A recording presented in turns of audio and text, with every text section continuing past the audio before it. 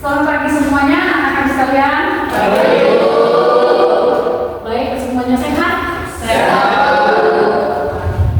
Oke, hari ini kita membahas tentang materi koordinasi pemerintahan dalam pembangunannya. Ada yang tahu kira-kira apa koordinasi? Oke, ya, slide ini yang sudah Ibu punya di depan. Ya, koordinasi itu adalah satu bentuk kegiatan yang mengatur, menyelaraskan, kegiatan antara satu instansi dengan yang lainnya. Ya, kita berbicara tentang pemerintahan, berarti kegiatan itu seputar di dalam pemerintahan antara instansi satu dengan instansi lainnya. Itu koordinasi. Ya, pengertian dasarnya. Oke, ini ya, mengatur, menyelaraskan atau menggabungkan berbagai kegiatan. Ya. Nah, kemudian di dalam berbicara tentang koordinasi berarti ada tujuan bersama. Sesuatu kegiatan dilakukan itu ada tujuannya. Tentunya tujuan yang telah disepakati. Ya. Nah, tujuan ini diharapkan akan tercapai dalam waktu seefisien atau seefektif mungkin. Nah, itu dia koordinasi. Ya. Nah, kemudian koordinasi pemerintahan. Koordinasi pemerintahan ketika tadi berbicara tentang keselarasan suatu kegiatan. Berarti koordinasi pemerintahan keselarasan atau sesuatu kegiatan yang diatur seputar pemerintahan itu. Ya, di pemerintahan kita itu ada berbagai namanya SPD ya. Ya, ada berbagai yang namanya instansi, apakah itu contoh misalnya Departemen Perhubungan, Pendidikan, ya. Contoh kasusnya, ya, koordinasi pemerintahan kita lihat misalnya masalah atau tentang PKH, ya, tentang PKH tahu semua kan, ya. Nah, ketika kalau orang banyak bertanya, kalau berbicara tentang PKH, mungkin berbicara hanya kepada dinas sosial saja. Orang berpikir seperti itu kan begitu. Tapi dalam hal koordinasi pemerintahan saat ini ya, dan kita tahu itu tidak hanya ada di dalam wewenang dinas sosial saja. Sekalipun itu berhubungan dengan masyarakat kurang mampu misalnya penerima PKH itu. Tapi itu terkait juga dengan hal lainnya, misalnya koordinasi terhadap dinas pendidikan. Kenapa? Karena biasanya yang namanya PKH bantuan langsung itu diprioritaskan misalnya untuk kesehatan ya, untuk pendidikan iya. Nah, tidak bisa itu cuma urusan yang namanya dinas sosial. Sekalipun mungkin tujuannya awalnya itu bagi mereka yang perekonomiannya di atas mungkin dikatakan kurang mampu, ya kan? Tapi pada dasarnya tidak terlepas dari namanya instansi lainnya. Itu kan koordinasi pemerintah. Paham sampai di sini? Oke. Nah, kemudian pembangunan. Ya, karena kita berbicara tentang koordinasi dalam pembangunan. Apa yang terlintas dalam pemikiran kalian ketika kita berbicara tentang pembangunan? Berbagi sektor. Apa? Berbagi sektor infrastruktur. Iya, betul, Rizky ya. Nah, kalau berbicara tentang pembangunan itu berbicara tentang perbaikan, berbicara tentang perubahan. Ya, berarti ketika berbicara tentang koordinasi pemerintahan dalam pembangunan, ya selain ya menyelaraskan kegiatan mengatur segala sesuatu supaya harmonis, ya tujuannya itu untuk memperbaiki untuk pembangunan sesuatu ya yang mengalami perubahan pembangunan. Ya, pengalaman perubahan. Nah itu ya, jadi dasarnya sudah dapat ya koordinasi pemerintahan dalam pembangunan. Baik, kita lanjutkan.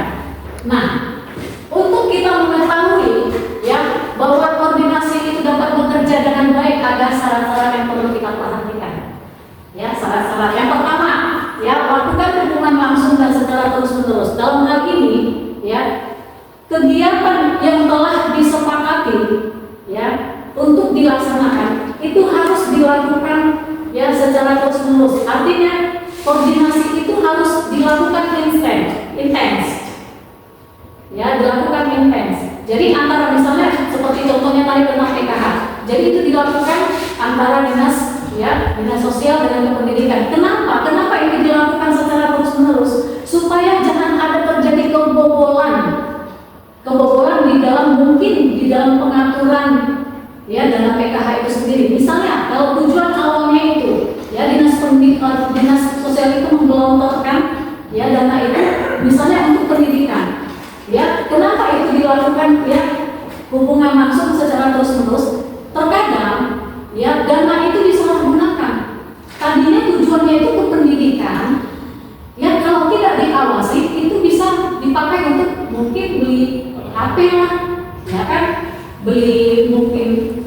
kebutuhan yang lain yang tidak penting, sementara itu tujuan awalnya itu pendidikan, kan begitu. Nah ini jadi ya, supaya koordinasi itu dapat bekerja dengan baik, lakukan hubungan langsung dan secara terus menerus. Oke, nah kemudian yang berikutnya, saran yang berikutnya, tentukan tujuan yang jelas. Nah itu tadi seperti yang dikatakan tadi. Kalau tidak ada pengawasan apalagi tidak ada tujuan, ya, tidak akan tercapai apa yang telah disepakati. Kegiatan itu atau program itu tidak akan tercapai tanpa tujuan. Ibarat orang buta menuntun orang buta, ya. Nah itu. Kemudian yang ketiga, buatlah struktur yang sederhana dalam koordinasi tersebut. Nah, struktur ini dibuat untuk kita mengerti siapa bagiannya di mana, siapa di mana dan apa bagiannya. Atau misalnya contoh yang ambil ya di dalam struktur ini. Misalnya si A sudah dibuat planning, dia itu bagian A misalnya, bagian A. Mungkin misalnya ambil contoh dia bagian dana. Nah, kemudian si B bagian yang lain misalnya. Jadi tidak ada tumpang tindih di dalam yang namanya pekerjaan. Ya itu dia. Ya jadi buatlah struktur yang sederhana dalam koordinasi. Siapa yang menjadi pengawas misalnya, siapa yang menjadi, yang pasti semuanya itu berjalan dengan seiring satu langkah. Artinya tidak ada yang satu orang itu double job atau banyak dipegang dia, berperan ganda, tidak. Ya itu dia. Kemudian ciptakan sistem komunikasi dan informasi yang efektif secara mendalam. Nah, komunikasi perlu di sini. Kenapa? Karena itu tadi, ya, komunikasi itu perlu supaya apa yang menjadi tujuan tadi itu berhasil.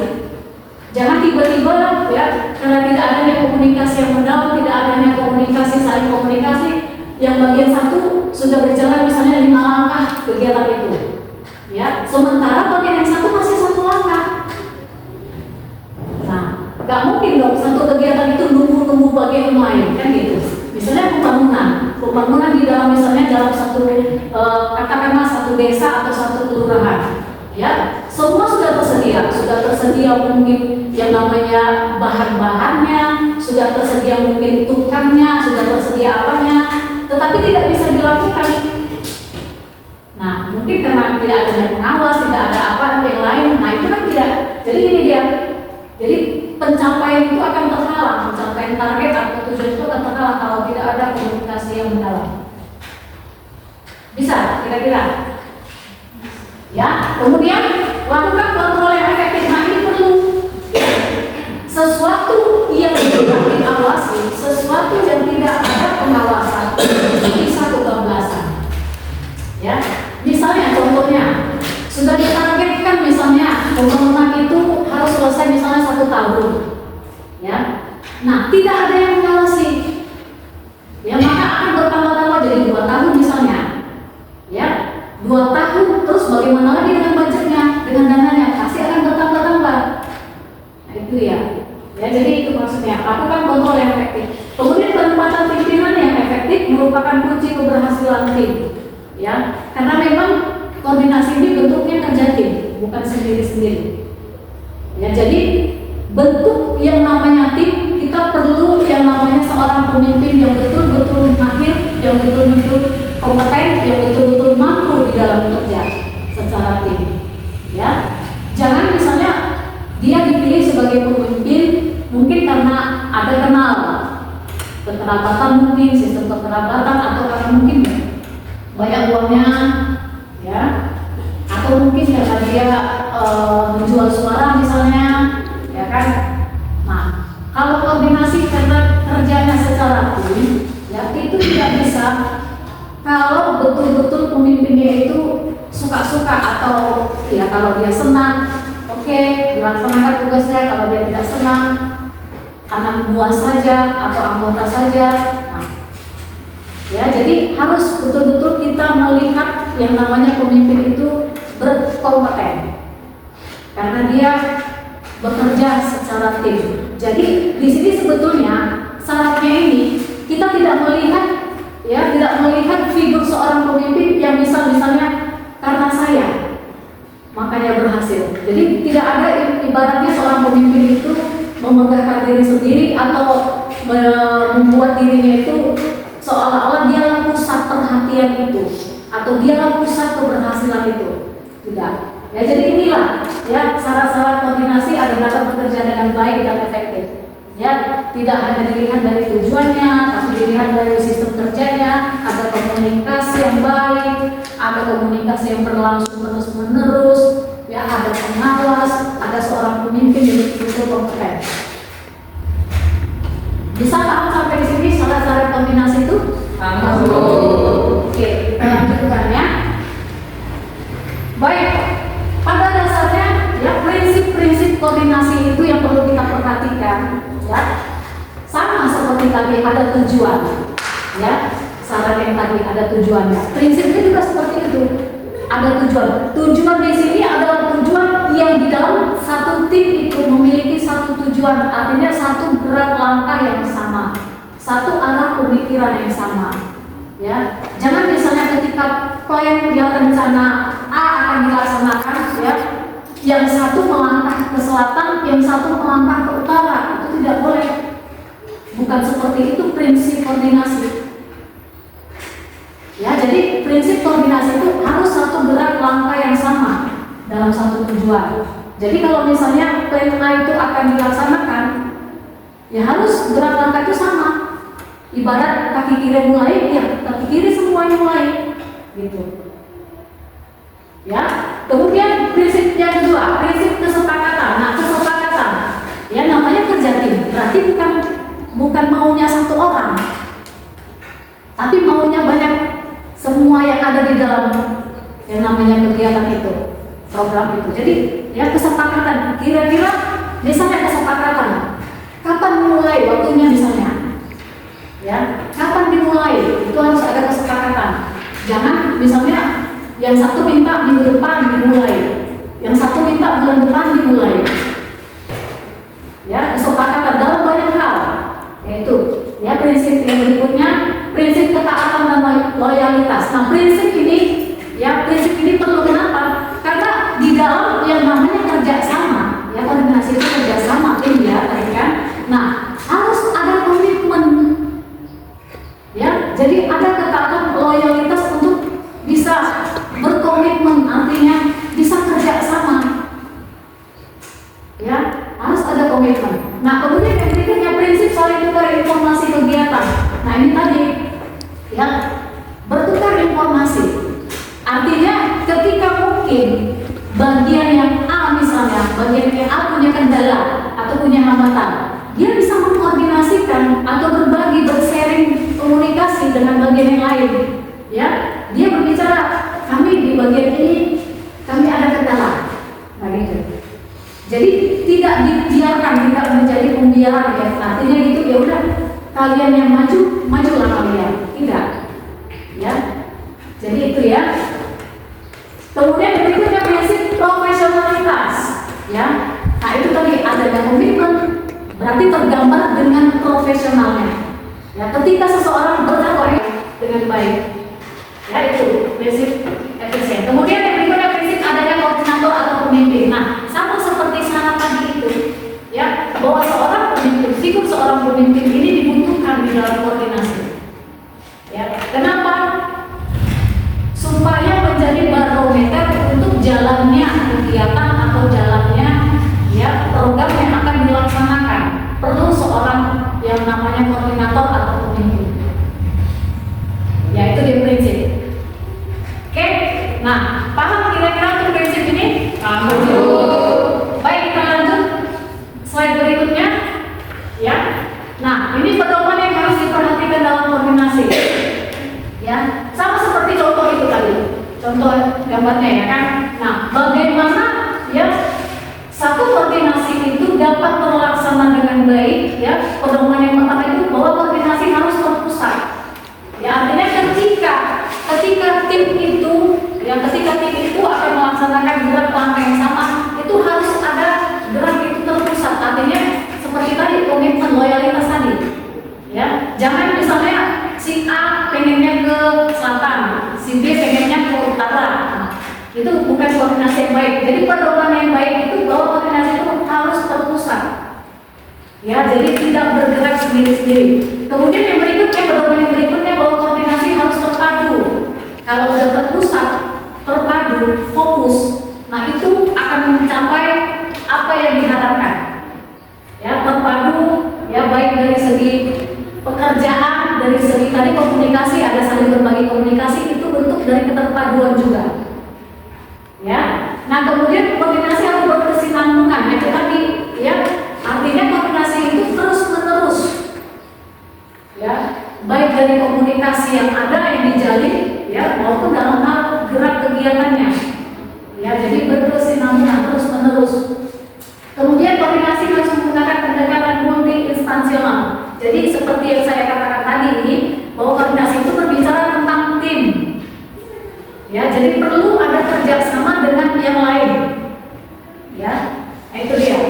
Nah, jadi inilah pedoman yang harus kita pahami ketika kita berbicara tentang koordinasi. Ya, nanti kedepannya kalian masuk ke dalam dunia kerja, ini kalian menghadapi bagaimana koordinasi, ya, atasan dengan bawahan, bagaimana koordinasi di dalam setiap instansi. Nah, itu dia. Paham kira-kira? Baik, kemudian kita lihat apa sih sebenarnya manfaat atau kegunaan untuk kita mengetahui tentang koordinasi itu. Ya, yang pertama, ya, bahwa ketika kita, ya, memiliki satu yang namanya koordinasi, ya, atau kita melaksanakan satu kegiatan yang namanya koordinasi, harapan kita, ya, beban yang kita hadapi itu tidak kita rasakan beratnya. Ya, satu kegiatan atau satu program ketika dilaksanakan oleh seorang pribadi atau seorang individu itu akan terasa lebih berat ketika dibanding dia berbagi dengan yang lainnya. Ya, artinya kerja sama itu satu beban yang akan diangkat itu akan terasa ringan apabila dia akan bersama-sama. Seperti itu contohnya koordinasi. Ya, nah kemudian manfaat yang berikutnya bahwa tiap bagian akan memperoleh informasi yang jelas dalam antisipasi pencapaian. Nah, ketika ada koordinasi, ya, jadi tujuan pencapaian tujuan itu bisa kita dapat dengan jelas ketika ada koordinasi. Ya, kapan selesainya, bagaimana hasilnya, nah itu akan dapat kita rasakan. Yaitu manfaat koordinasi. Kemudian yang berikutnya, ya, dari segi schedule, dari segi jadwal kerja, kita akan terperinci kalau kita berkoordinasi. Jadi ada tahap-tahap atau bagian-bagian kegiatan itu yang selaras dengan apa yang menjadi tujuan kita itu akan mempercepat pencapaian tujuan yang diharapkan. Ada schedule, ada jadwal, ya. Jadi berdasarkan roadmap, schedule, jadwal. Ya, itu dia. Jadi inilah manfaat-manfaat, ya, ketika kita, ya, memiliki koordinasi di dalam satu kegiatan atau satu program. Nah, di dalam pemerintahan juga seperti itu.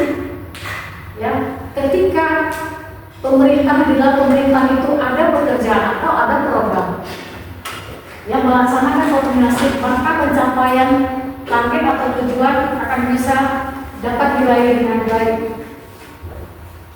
Baik, itulah, ya, itu yang menjadi materi kita hari ini tentang koordinasi pemerintahan dalam pembangunan. Baik, ada yang mau bertanya? Atau saya yang bertanya lah, ya, belum bertanya lah, ya.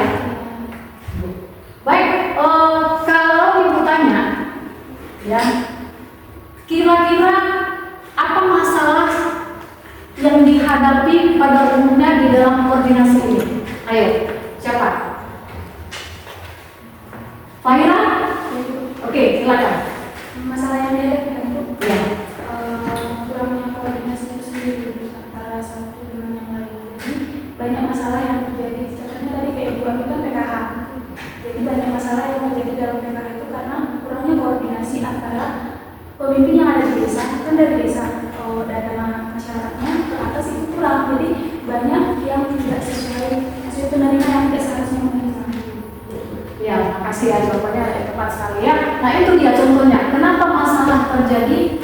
Ya, karena kurangnya komunikasi. Itu salah satu masalah yang dihadapi di dalam koordinasi. Ya, makanya tadi seperti prinsip syarat tadi yang sudah Ibu sampaikan di depan tadi, ya, itu perlu komunikasi. Ya, oke baik, untuk saat ini mungkin sudah paham semua ya. Baik, kita akhiri untuk pertemuan hari ini. Terima kasih untuk kehadiran kalian, terima kasih untuk kerjasamanya, terima kasih untuk saling pengertiannya, pemahamannya di antara kita. Terima kasih, selamat siang.